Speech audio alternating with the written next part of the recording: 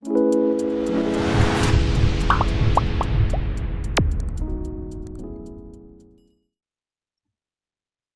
বিষয় 2024 সালের অষ্টম শ্রেণীর দ্বিতীয় পর্যায়ক্রমিক মূল্যায়নের ইতিহাসের প্রশ্ন এবং তার উত্তর।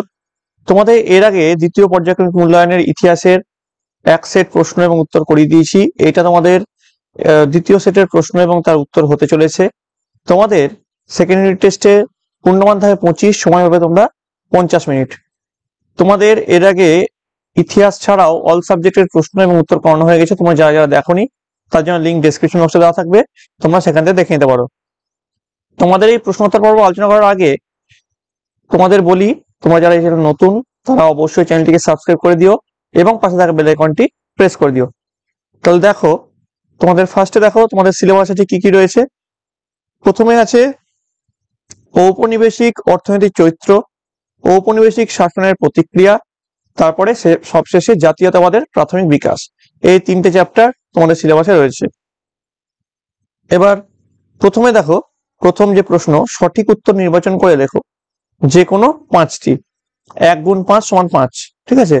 প্রথম যে প্রশ্ন আছে 1.1, চিরস্থায়ী বন্দোবস্ত প্রবর্তন করেন Lord Cornwallis, Warren Hastings, Lord Wellesley নাকি লর্ড ক্লাইভ? উত্তর হবে লর্ড কর্নওয়ালিস। 1.2, ভারতে রেলপথ নির্মাণ শুরু করেন Lord Hastings, Lord Cornwallis, Lord Dalhousie নাকি লর্ড ওয়েলেসলি? উত্তর হচ্ছে লর্ড ডালহৌসি। 1.3, দাদন বলতে বোঝায় অগ্রিম অর্থ নাকি আবওয়াব নাকি বেগারশ্রম নাকি বেগার অর্থ? ঠিক আছে, তো এটা হচ্ছে অগ্রিম অর্থ। 1.4, ভারতের প্রথম আধুনিক মানুষ হলেন রাজা রামমোহন রায় নাকি স্বামী বিবেকানন্দ নাকি বিদ্যাসাগর নাকি দেবেন্দ্রনাথ ঠাকুর? উত্তর হচ্ছে রাজা রামমোহন রায়। 1.5, বাংলা ভাষায় প্রকাশিত প্রথম মাসিক পত্রিকাটি হলো দিগদর্শন নাকি সংবাদ প্রভাকর নাকি সমাচার দর্পণ নাকি বেঙ্গল গেজেট? উত্তর হচ্ছে দিগদর্শন। এবার চলে আসি পরবর্তী প্রশ্ন 1.6, অনুশীলন সমিতির প্রতিষ্ঠাতা ছিলেন সতীশচন্দ্র বসু নাকি বিপিন চন্দ্র পাল নাকি সতীশচন্দ্র মুখার্জি নাকি অরবিন্দ ঘোষ? উত্তর হচ্ছে সতীশচন্দ্র বসু। 1.7, কত খ্রিস্টাব্দে বঙ্গভঙ্গ হয়? 1906 নাকি 1904 নাকি 1905 নাকি 1805 খ্রিস্টাব্দে? উত্তর হচ্ছে 1905 খ্রিস্টাব্দে। ঠিক আছে। এবার চলে আসছি পরের প্রশ্ন, 2 দাগের প্রশ্ন। নিচের প্রশ্নগুলির উত্তর লেখো 4-5টি শব্দ বা একটি বাক্যের মধ্যে, যে কোনো 5টি করতে হবে। 1 গুণ 5 সমান 5। প্রথম প্রশ্ন, 10 সালা বন্দোবস্ত কে চালু করেন? উত্তর লিখবে লর্ড কর্নওয়ালিস। 2.2, দাক্ষিণাত্য হাঙ্গামা কবে হয়েছিল? উত্তর লিখবে 1875 খ্রিস্টাব্দে 12ই মে। 2.3, নীল বিদ্রোহ কবে শুরু হয়েছিল? উত্তর লিখবে 1859 থেকে 60 খ্রিস্টাব্দের মধ্যে। 2.5, দামিনী কোহ কথাটির অর্থ কি? উত্তর লিখবে পাহাড়ের শেষ প্রান্ত বা পাহাড়ের প্রান্তদেশ। 2.6, সিপাহী বিদ্রোহের প্রথম শহীদ কে ছিলেন? উত্তর লিখবে মঙ্গল পাণ্ডে। 2.7, হিন্দু মেলার প্রতিষ্ঠাতা কে? উত্তর লিখবে নবগোপাল মিত্র। 2.8, CN ঠাকুর কার ছদ্মনাম? উত্তর লিখবে রাসবিহারী বসু। ঠিক আছে। এবার দেখো পরের যে প্রশ্ন আছে 3 দাগের প্রশ্ন, যে কোনো 2টি প্রশ্নের উত্তর লেখো 2-3টি বাক্যের মধ্যে। 2 গুণ 2 সমান 4, প্রতিটি প্রশ্নের মান কিন্তু 2।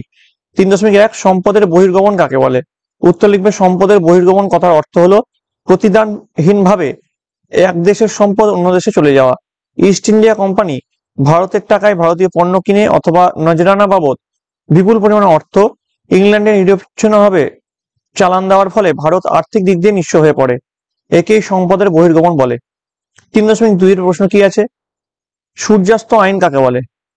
উত্তর লিখবে চিরস্থায়ী বন্দোবস্তের প্রধানতম শর্ত হলো বাংলা বছরের শেষ দিনে সূর্যাস্তের আগে জমিদারগণ নিজেদের প্রদেয় রাজস্ব প্রদান না করলে তাদের জমিদারি বাজেয়াপ্ত করা হবে। এই আইন সূর্যাস্ত আইন নামে পরিচিত। ঠিক আছে।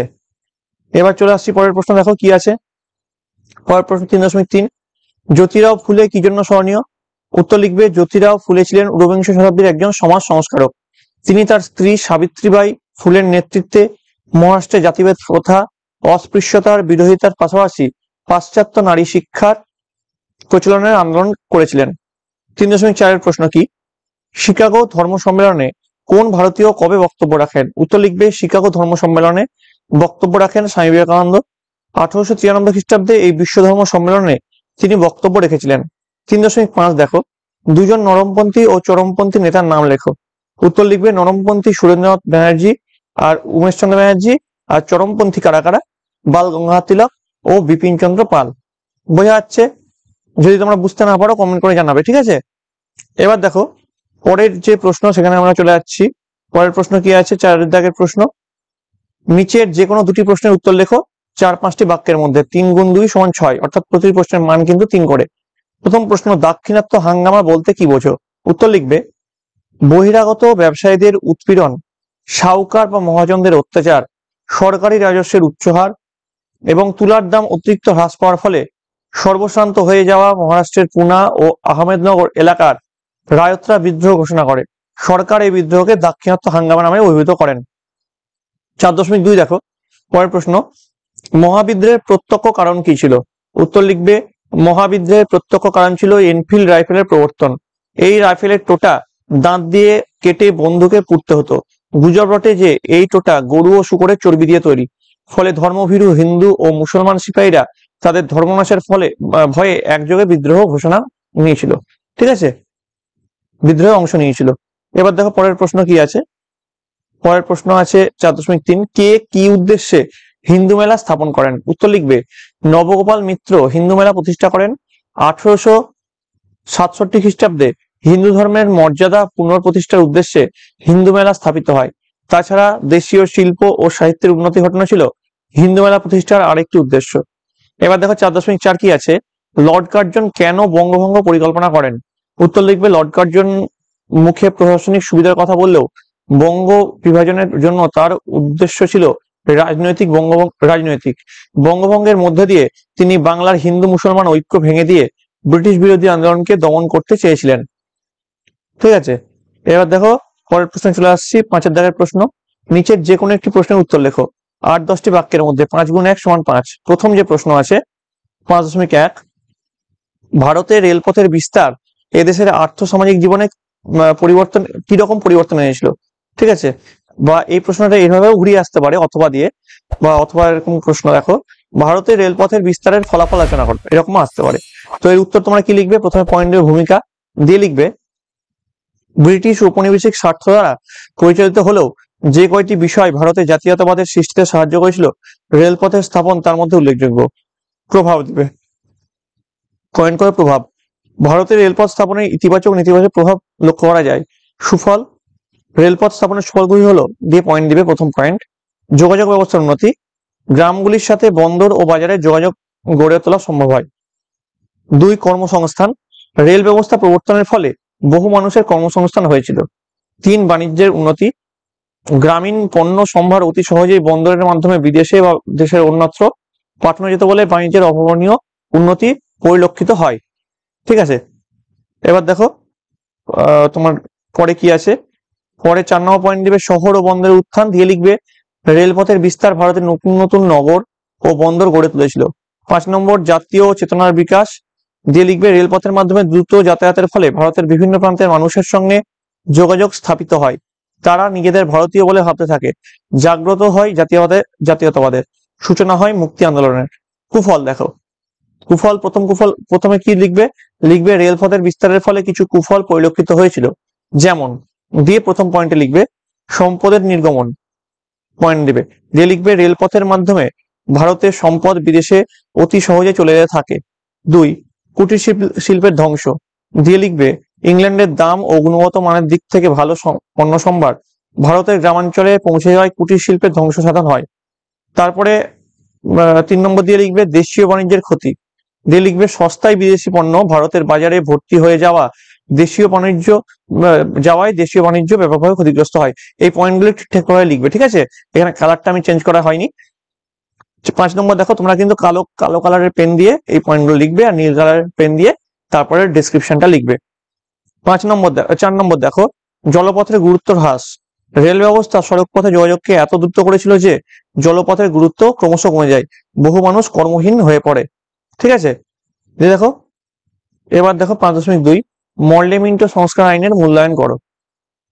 উত্তর লিখবে সূচনা, ভারত সচিব জন মর্লে ও গভর্নর জেনারেল লর্ড মিন্টোর মিলিত উদ্যোগে 1909 খ্রিস্টাব্দে ভারতে যে শাসনতান্ত্রিক সংস্কার প্রণয়ন করা হয়েছিল তা মর্লে মিন্টো সংস্কার আইন নামে পরিচিত।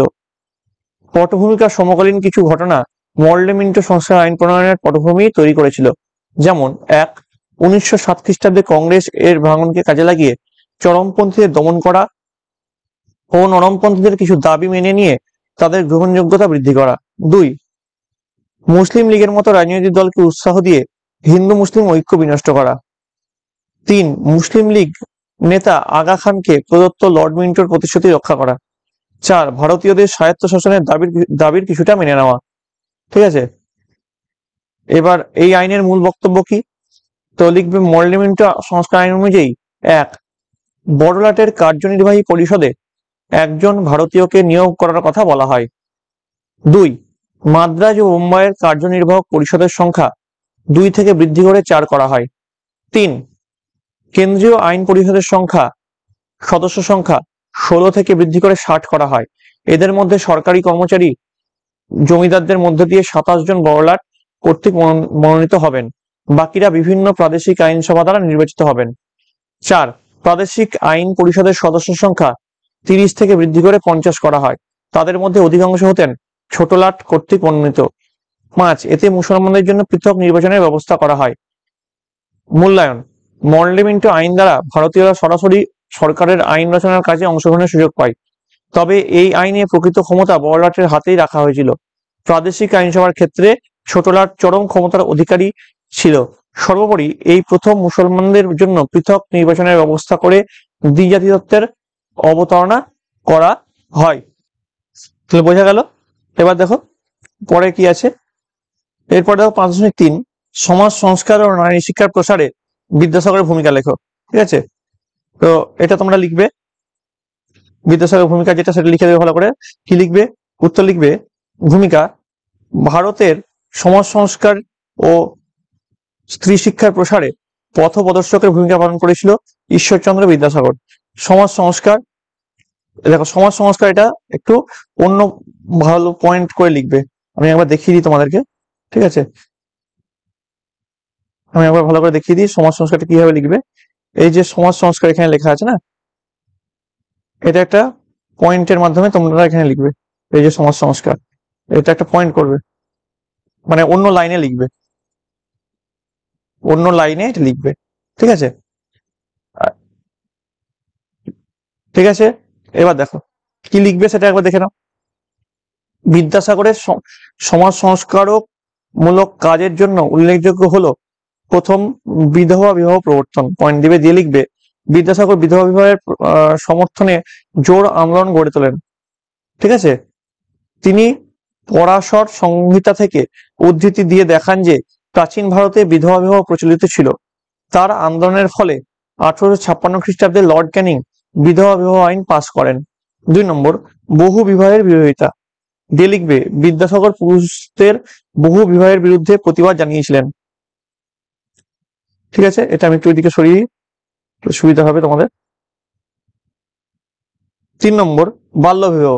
নারীর বাল্যবিবাহের তিনি প্রতিবাদ জানিয়েছিলেন। 4, বর্ণ ব্যবস্থা। ভারতের প্রচলিত জাতিভেদ বর্ণভেদ ব্যবস্থার বিরুদ্ধে তিনি বিভিন্ন প্রবন্ধ রচনা করেছিলেন। ঠিক আছে, তারপরে তোমরা লিখবে নারী শিক্ষা। পয়েন্ট দিবে, দিয়ে লিখবে বিদ্যাসাগর অনুভব করেছিলেন যে নারী জাতির উন্নতি ব্যতীত হিন্দু সমাজের উন্নতি সম্ভব নয়। এই জন্য তিনি নারীদের শিক্ষার জন্য বেশ কিছু পদক্ষেপ গ্রহণ করেন। 1 নম্বর, বেথুন বিদ্যালয় স্থাপনে সাহায্য। ড্রিঙ্ক ওয়াটার বেথুন 1849 খ্রিস্টাব্দে কলকাতায় হিন্দু বালিকা বিদ্যালয় প্রতিষ্ঠার সময় বিদ্যাসাগরের সাহায্য লাভ করেন, এমনকি 21 জন বালিকাকে বিদ্যালয়ে পড়তে রাজি করান। 2, বালিকা বিদ্যালয়ের প্রতিষ্ঠা। দিয়ে লিখবে বিদ্যাসাগর বিদ্যালয়ের পরিদর্শক রূপে 35টি বালিকা বিদ্যালয় বাংলার বিভিন্ন গ্রামাঞ্চলে স্থাপন করেন। অন্তত 1300 ছাত্রী এইসব বিদ্যালয়ে পড়াশোনা করেন। 3, বিদ্যাসাগর কলেজ। দিয়ে লিখবে ব্যক্তিগত প্রচেষ্টায় বিদ্যাসাগর যেসব বিদ্যালয় প্রতিষ্ঠা করেছিলেন তাদের মধ্যে উল্লেখযোগ্য ছিল মেট্রোপলিটন ইনস্টিটিউট। পরবর্তীকালে এটি বিদ্যাসাগর কলেজ নামে পরিচিত হয়। 4 নম্বর, পুস্তক রচনা। দিয়ে লিখবে পাঠ্যপুস্তকের অভাব মেটানোর জন্য তিনি বর্ণ পরিচয়, বোধোদয়, কথামালা প্রভৃতি গ্রন্থ রচনা করেন। ঠিক আছে, দিয়ে দেখো মূল্যায়ন লিখবে বাংলার সমাজ সংস্কার ও নারী মুক্তি আন্দোলনে বিদ্যাসাগরের সমাজ ও নারী জাতির উন্নয়নে প্রচেষ্টা তাকে চিরস্মরণীয় করে রেখেছে। ঠিক আছে, তো এই ছিল তোমাদের অষ্টম শ্রেণীর দ্বিতীয় পর্যায়ক্রমিক মূল্যায়নের ইতিহাসের দ্বিতীয় সেটের প্রশ্ন এবং তার উত্তর। তোমাদের যদি এই প্রশ্ন উত্তর ভালো লেগে থাকে অবশ্যই লাইক করবে, বন্ধুদের কাছে অনেক অনেক শেয়ার করবে, এবং তোমাদের যে এই প্রশ্নগুলি হুবহু পরীক্ষায় আসবে তা নয়, তোমাদের এই টাইপের প্রশ্ন আসবে, তোমাদের এর আগে অ্যাকসেপ্ট করিয়েছি, এখন অ্যাকসেপ্ট করালাম। তোমরা যদি চাও তাহলে আরো এক সেট তোমাদের ইতিহাসের প্রশ্নপত্র দেবো। তার জন্য তোমাদেরকে কমেন্টে জানাতে হবে যে স্যার আমাদের আরো এক সেট ইতিহাসের প্রশ্ন উত্তর দরকার। তো সেই প্রশ্ন উত্তরগুলো ভালোভাবে প্র্যাকটিস করো এবং বইটা খুঁটিয়ে পড়ো, তাহলে দেখবে পরীক্ষায় তোমাদের 100% সাফল্য নিশ্চিত। ঠিক আছে, তো পরীক্ষা আসতে আর বেশি সময় নেই, তোমরা ভালো করে মন দিয়ে পড়াশোনা করতে থাকো। ঠিক আছে, আর সর্বোপরি তোমরা সকলে ভালো থাকবে, সকলে সুস্থ থাকবে।